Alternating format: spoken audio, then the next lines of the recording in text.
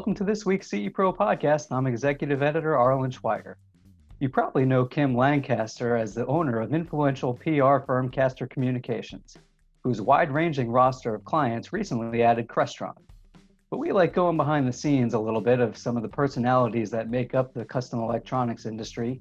And this week, Kim shares some of the key ingredients that feed her passion as a food and wine connoisseur, and how you can get into some farm-to-table too.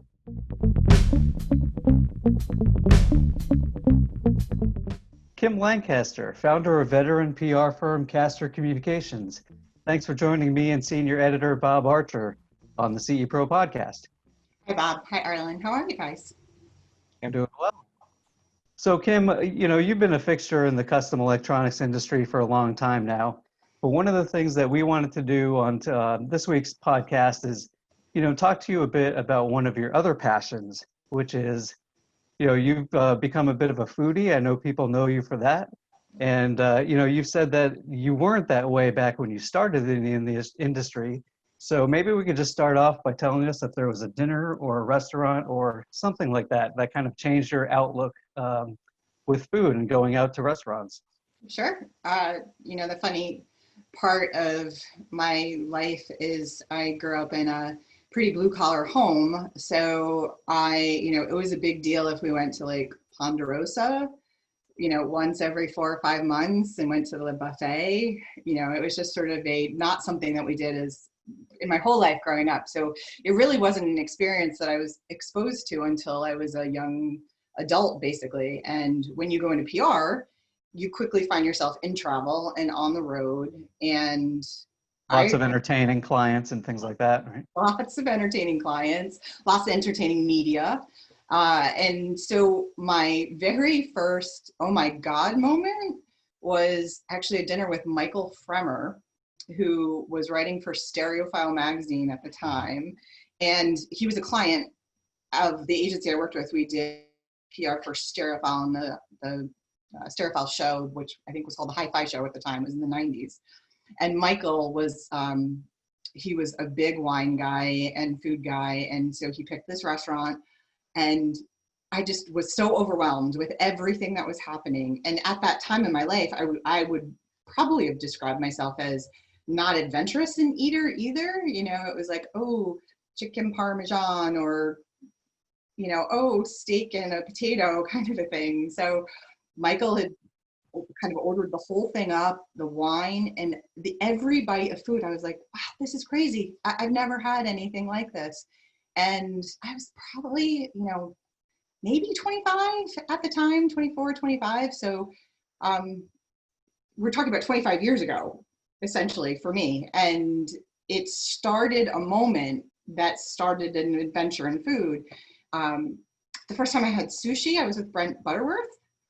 So things like that, I can associate my introductions to very different food and new food starting the path for me that became this, what I would describe a core tenet of my life. Like, I cook, I grow, I plan major food events for people, and I partake in them wildly wherever I go. I do massive research for everything. So that's how it started, and the rest sort of fell over the years, but I love it. I love to eat.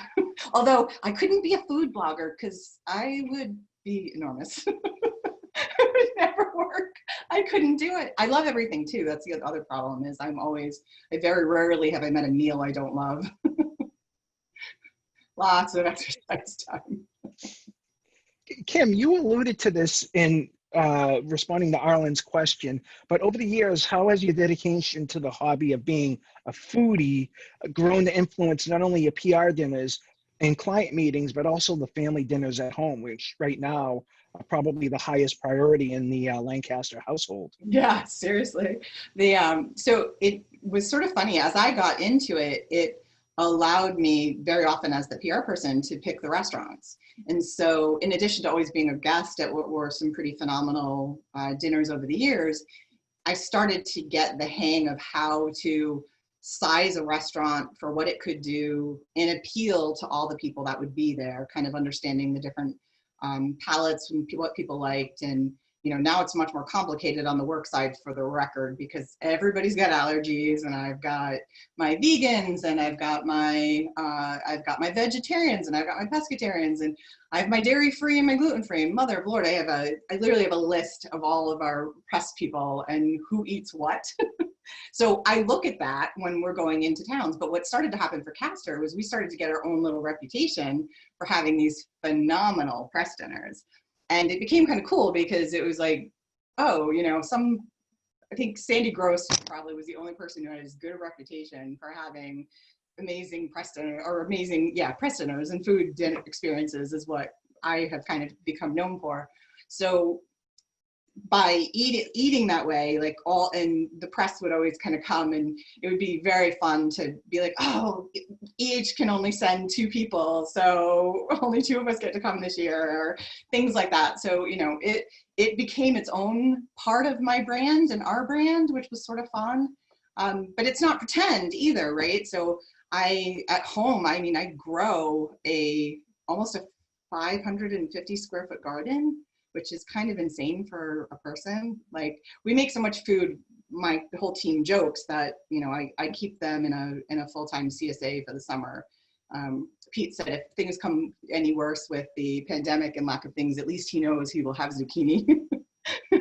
So Kim, can you walk us through how you got, gardens are very big endeavors and not something that people can, really get into lightly. It's one of those, you kind of need to be all in on it. Can you tell us about how that adventure has gone in terms of, not only planting what you'd like, but also, what your family needs, things that your kids like, and, how that fits into your overall eating standards. And being in Rhode Island, remember, it's not like I'm in a 12 season part of the country. I'm right. a 5-month part of the country. And so, I do plan, so I plan out my garden. So first of all, I started it very small. I think my first garden was probably in my first house. So it probably was 20 years ago, but it was tomatoes and basil and sort of the easy things. And, if I was lucky, I got 2 tomatoes out of it and a couple of herbs and from there. But I can't believe I'm going to say this in public. I subscribe and receive magazines on gardening and how to pair the different vegetables. And if you plant garlic near tomatoes, it helps keep bugs away without having to use herbicides. So everything's organic. So there's a whole structure to it. It's probably like testing gear, right? You start to learn things and you apply it. So I've had a couple of times where, and we moved a lot. When we moved to our current house, I started a pretty decent garden, which kind of got bigger and bigger. And 3 years ago, I went all in on, I basically turned over an entire section of our lawn. We have a 1 acre piece of property, so it's kind of nice. But we have a section that's over on the west side of our house, so it's away from the wind because we're near the water. But yet it gets a lot of sun. But I have to keep the salt wind off the vegetables. They'll just burn all the leaves. They'll be totally decimated. So just over time, a lot of trial and error, I would figure out how much to plant. Sometimes I planted too much. I have this fear of something's not going to come in. So I'm like, oh, I'll just plant 1 or 2 extra plants. But then everything comes in. And so you do end up with overages of food, but that works out because lots of people like to share and all that stuff. So that part is really good. But I do have a total variety. So right now my garden has 6 varieties of lettuce. I have 10 different herbs growing. I pride myself on my rosemary and my sage, which, throwing sage into and crisping it up and putting it on a pasta dish. Oh yes.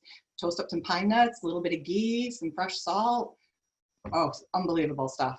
So, but when you're able to just go snip it from the garden or pull it off and it's still warm from the sun, what I found over the years was that my kids would eat more too, right? So everything they won't touch in the wintertime, if we bought it from Whole Foods, they would eat when it came from my garden. So when you start doing that, I started to figure out different ways to, 1, extend our growing season. add new vegetables. So I would, as sections died out, I would bring in like what gets planted mid-July into what I need for the fall. I do some root vegetables. I got into canning, which pickling, like it went just like so many things I do, it went a little overboard.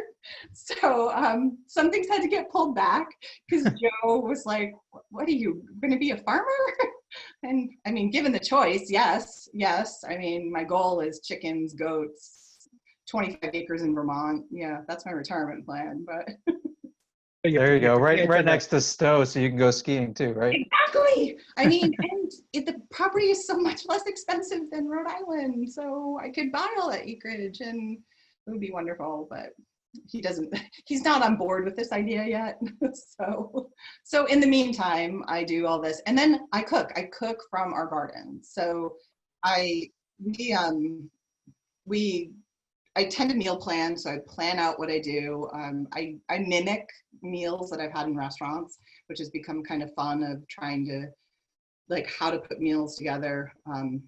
We play Chopped as a family, of how fast I can cook and what I can put into ingredients. Like, I'm not great at food shopping, so sometimes it's a what do we got and how do we make food out of it scenario, and make a good meal, and a meal that everybody will eat. So it's taught me a lot of things by being a foodie and exploring sort of your palate, you're opened up to all of these things in terms of the kind of foods you can eat, but what goes well with each other. And, you know, like 10 years ago, I got really friendly with a bunch of the young chefs, the local, as the farm to table movement grew, because I was, again, already sort of a fangirl. I, was on top of social media. So I was early in on the social game, and I was following all these chefs that were getting like James Beard nominations, and, and then they were like, oh, hey, Kim and Joe, you guys are here at a restaurant again, because those were the days. But, so was it mostly on Instagram that you would see their stuff, or Twitter, or both? So I did Twitter, Facebook, and Instagram. So actually, even now, if you look at my social, I do food only on Instagram, except for Twitter, which has overflow when I'm like working stuff. But like my Instagram account, I don't use for like work stuff. Like, so we have a caster Instagram, but Instagram was made for food photos, in my opinion. Like, yeah, okay, sure, show me a picture of your kid, but I can see that on Facebook. So I also do put dog pictures on there. I like lots of pictures of dogs. So that's very few family photos. Like, they might scooch in there if the kids are having something super fun, but it's the concentration of it. But I helped a bunch of local chefs start their social pages. Some of them are enormous now. Guys that are in the 50,000 plus in terms of influencers, and they're hardcore chefs. So most of my early chef friends have won or at least honored in a James Beard Award, which is pretty cool. So in the Rhode Island, New England market. So, because clearly up here, we're pretty close with those. And then because Joe's also in the wine business, right? So as a som, he has crossover, and we have a ton of friends he has a ton of friends who are soms. And so, pulled into that circle. So my hobby, his career, the crossovers of all of them, and carrying it through. I mean, I sometimes worry that the fact that there's a bottle of wine open at dinner every single night is bad influence on my kids. Maybe. Sometimes I'm like, well, it works in Europe. It's right, it does. So it's just part of the job. It's part of the job. Actually, when he was testing, it was awesome. But there were always bottles. But then he would quiz me. He's like, "Is it young or old?" And I'm like, "It's really good." I would be so tense that I would be afraid that I would get the wrong answer. It was so much pressure for me and him. I mean, never mind that he had to actually do it. I felt so much pressure. Kim, this has kind of come up a couple of times, but you've referenced that being up in the Northeast and Rhode Island specifically, that it can be difficult to be a foodie. Other than the fact that Rhode Island is the ocean state, and it has seafood readily available, is it difficult to be a foodie in Rhode Island? I actually think it's really easy to be a foodie in Rhode Island. We have a really gorgeous food movement, and it's kind of put Rhode Island on the map in terms of how Providence has come back. It really is impressive, both in terms of the number of farms that we have, access to fresh produce, fresh meats, as well as fresh seafood for sure. It is one of the things they're doing right now during the pandemic is we can actually go buy directly from the fishermen right off the dock, which normally you had to go, it had to come in, get processed and go through. Every now and then you might just happen to be in the parking lot of the local fish store, and a guy might just happen to be coming in with fish, and you could be like, hey, and you might be able to grab something, or you could check in with some of your chefs to say, hey, what did you guys pick up today? But the best stuff truly hits the local restaurants first. It's one of the reasons why the restaurants and the farmers are struggling right now. But for me personally, we have kind of developed a system. We usually do a CSA or 2 CSAs a year, depending, where we either do a share, half share, quarter share, depending on which farm we're getting it from. And then we do. Excuse me, Kim, for a second, can you explain what a CSA is? Sure. So it's basically a customer share of a farm association. So if it's a poultry farm, you can get usually a 3, 6, 9, 12-month share. You can do with animals, farms that process animals like beef or pork. You can do like half a cow or half a pig or something like that, and you can have it cut into the chops that you want. So it's directly to the farmer. So as opposed, like, as sort of a life tenet, about 10 years ago, very specifically, I simply stopped buying anything that was large scale processed meat. So if it came from a big brand, we won't eat it. We don't touch it. About 20% of our stuff for food, because I have kids and we still have to deal with granola bars, and sometimes they get annoyed when I only buy organic granola bars, so there's some give and take there on a few things, but from a meat and vegetable perspective, everything for us in our home is locally sourced. Nothing packaged. And Rhode Island's kind of cool in the sense that they've done a lot over the past decade to bring back some local processing. So Rhode Island for a long time, I think animals used to have to go to New York and elsewhere. And now we actually have 2 facilities in Rhode Island where the animals can go. So we actually never even has to leave the state, which is less traumatic from them and all that jazz. So, but I have a hardcore belief that the animals have a better life. I've tried sort of the no animal approach. It does not fly in my household. I try to go at least one night of no meat, and I force my family to eat fish at least 3. So, but everything, when we're cooking, and then over the years, Joe's picked up cooking too. So he's started adding, he has a couple of things. He's really great following a recipe as long as it's really explicit. If it's I've left this behind, I'm going to be late at work, I get about, 50 texts maybe about what's the next step in something.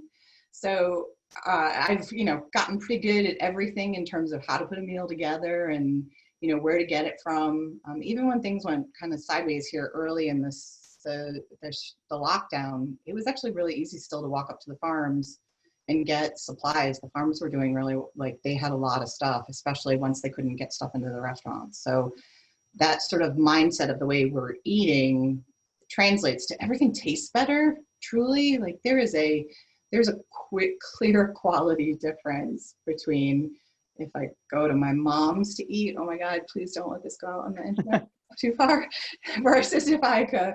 So we won't give her the link to watch this. It's good. So Kim, kind of just sort of jumping off on that idea that, obviously you can go to your share of restaurants, but it's, the Lancaster kitchen where, all this stuff that you're buying and, sourcing from the local farms and your own garden and everything like that. There's that investment side of, investing in your kitchen and your utensils and things like that, the appliances. Can you tell us a little bit about how you've evolved your kitchen practices and your utensils over the years? Oh yeah, absolutely. So I have a Wolf stove. I have a 42-inch dual burner stove. So it's a hybrid gas and electric. So it's convection, so I can do air when I want it. And I have 6 burners in the built-in griddle. It's pretty much always dirty. I always have to be cleaning it. So cleaning tools are actually pretty big investment in terms of trying to get the splatter off of the grill. So that, and then I like my pans. I have old pans that are, 50 plus years old of, ironclad that were taken from my grandmother's kitchen. Some of those are still some of the best ones, where you can take it from the top of the stove and put it in. I have really old Lodge.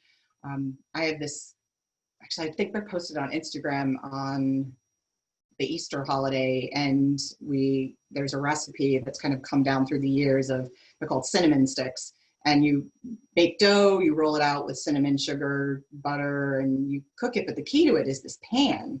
And so I looked it up, and the pan's over 100 years old. So, and it is so heavy that it's one of those things that you go to pick it up, and like if you hand it to somebody who's never held it, they go, whoa. So my son he's like, well, Mom, it would be so much better if we could make more of these at one time. Of course, 14, right? So he's like, we need more food faster, Mom. And so we went on eBay to look it up, and it was, if you could find one, it was about $100 to find that pan in particular.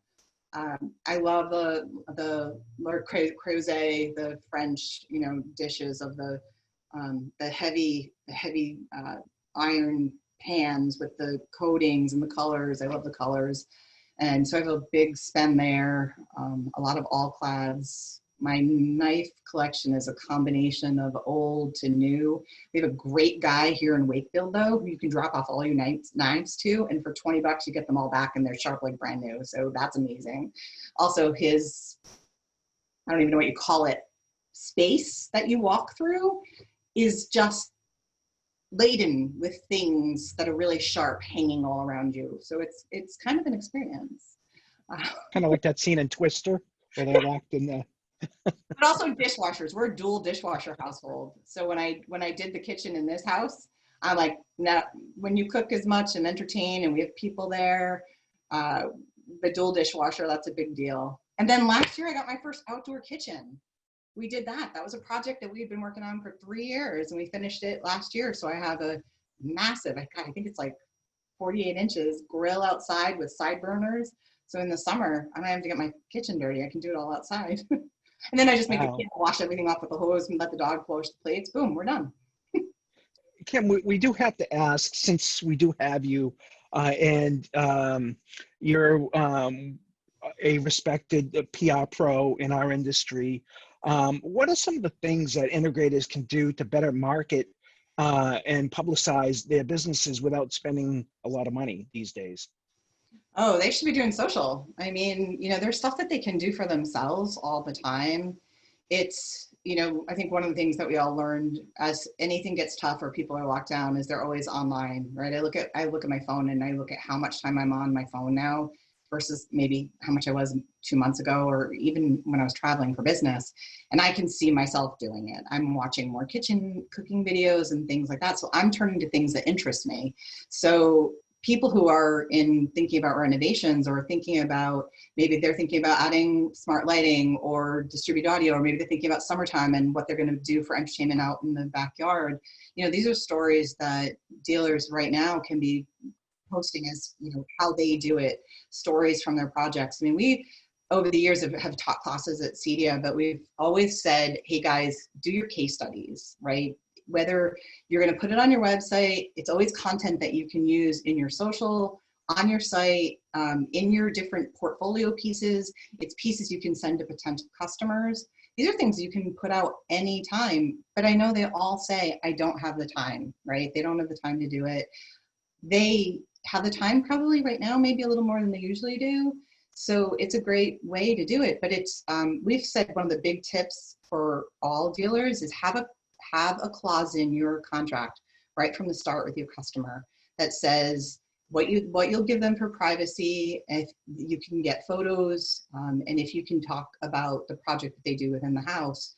and they don't have to disclose names or address. You can always work with the customer on that along the way. But if you ask up front, it's much easier than going back, right? And so, and most people will say yes to you taking some photos and talking about the work that they did for you, and using photos as an example to support that. So, I mean, I have my own local dealer here, and we do that for him all the time. So it's really simple if you build a good relationship with your customer to be able to do that. And then as the dealer, that's a constant source for you to put out content, right? If you've taken 24 photos across a house, across a project that you've done, you can drop a line in, drop the photo. You can always have the case study on your website. You can always be linking back. And that's driving leads, right? So you're thinking about local for them. I mean, most of our dealers that we all know, you know, they tend to work in an area, so it might be 100 miles. They can set up all the parameters within their own social to say, okay, this is the people that I want to see this work. But it's, you know, that sort of word of mouth experience that also comes of other people talking about you. So maybe that customer likes it on Facebook, and maybe they share it, and their neighbor across town or their friend across town sees it, and they say, oh, Tom, I didn't know you did that. So, hey, we want to talk to your guy, and we want speakers in our backyard, or, you know, we want to add shade control. So it just, I think they just have to think about it, and it's a great source. I know so many dealers, I mean, we did this over the years with so many clients who have gotten leads that have come off their social or a case study. And then they can send them also into you guys, right? Yeah, we love case studies, you know, and we know that dealers like seeing other work that other dealers have done. They just like looking at others projects and, you know, saying, oh, that was, you know, they could bring cool ideas to their own company by seeing what their competitors are doing. So we know that they like seeing it that. elevates their work. I mean, I follow a lot of dealer sites, and I'm always like, oh, that's really cool. Like, oh, I hadn't thought of that. There were a couple of dealers who talked about, you know, easy basement renovations during this time of, you know, you never had the time to do it. Maybe now is the time. And with their essential designation, they were able to do it. And a lot of dealers had product supplies. So I think we're going to be surprised that we're going to see some new dealer projects that pop up of what they were able to do during all this. So Yeah, I think so. We're certainly hoping to see that. Yeah, I think So Kim, before we let you go, can you remind everyone where they can learn more about you and your company? And then can you also share with us, you know, just some of your maybe top 2 or 3 favorite dishes that you like doing, getting back to the foodie aspect, and even a restaurant around one of the Csa locations, if you have a favorite. Oh, so Csa always changes. Okay, so where to start? Favorite dishes.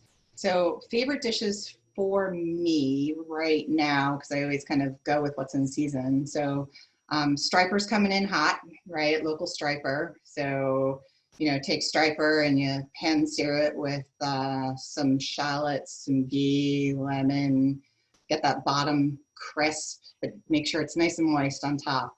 Right, and if you watch it as it starts to split just a little bit, let it come off the stove, let it rest so it won't fall apart on you, you know, and then I'll always, I don't know, could be some rice if kids are eating with us, and some, you know, mixed veggies, or we'll do a big spinach salad. But if we're in the heart of the summer, then we're just pulling what's in the garden. So, you know, zucchini, tomatoes, broccoli.